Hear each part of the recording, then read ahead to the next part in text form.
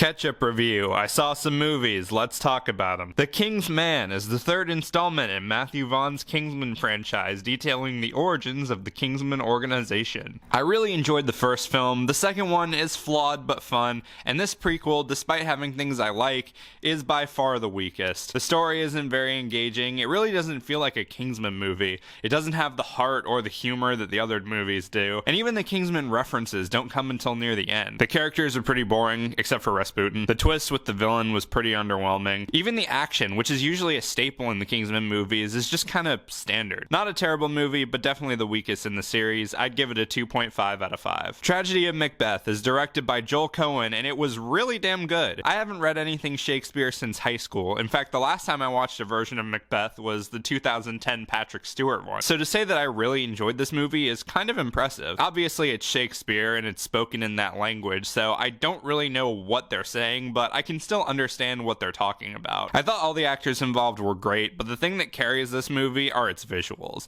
The cinematography is fantastic. The transition between scenes are seamless. It's very grim and chilling. It's like a mix of a Hitchcock horror movie and a Wes Anderson movie. The visuals add a lot more weight to what's going on. I'd highly recommend this movie. It's on Apple TV. Go watch it. I'd give it a 4 out of 5. The 355 is the latest female-led action movie, and it's pretty bad. I didn't think it was as insulting as Charlie's Angles, but there was just genuinely nothing to this movie. The plot makes no sense, the actors have no chemistry off each other, the action is the same quick-cut shaky cam bullshit we've been accustomed to from modern action films, and above it all, it was just boring.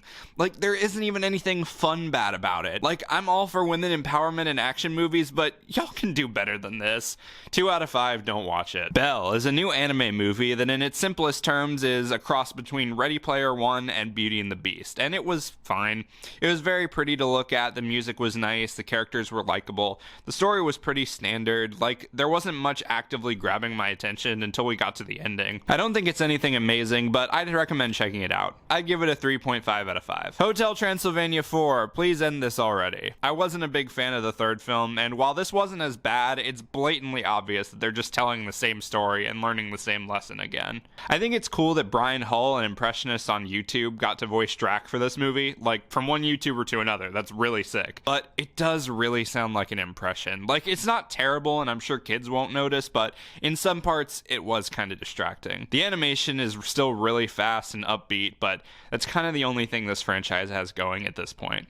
Like I said, not the worst, but not as good as the first. Middle of the road, 3 out of 5. Finally, Brazen, the new Netflix mystery thriller, and I say thriller very, very loosely, because this is the most toothless thriller I've ever seen. This is like if the writers of VeggieTales wanted to write a hardcore murder mystery, and this is their version of hardcore. The plot makes no sense, the acting and dialogue feels like they fell out of a Lifetime original, the twists are the most obvious things in the world, and it was just a completely neutered waste of time. 2 out of 5, don't bother. I also watched the extended cut of Halloween Kills thinking it would be a different movie, but no, most of the extra scenes are very minor and inconsequential to the story, or just extra gore for some of the kills. The ending is much better though, and they should have used this in the theatrical version. Thanks for watching, guys. I want to try doing at least one of these a month, so make sure to subscribe with notifications turned on so you don't miss them.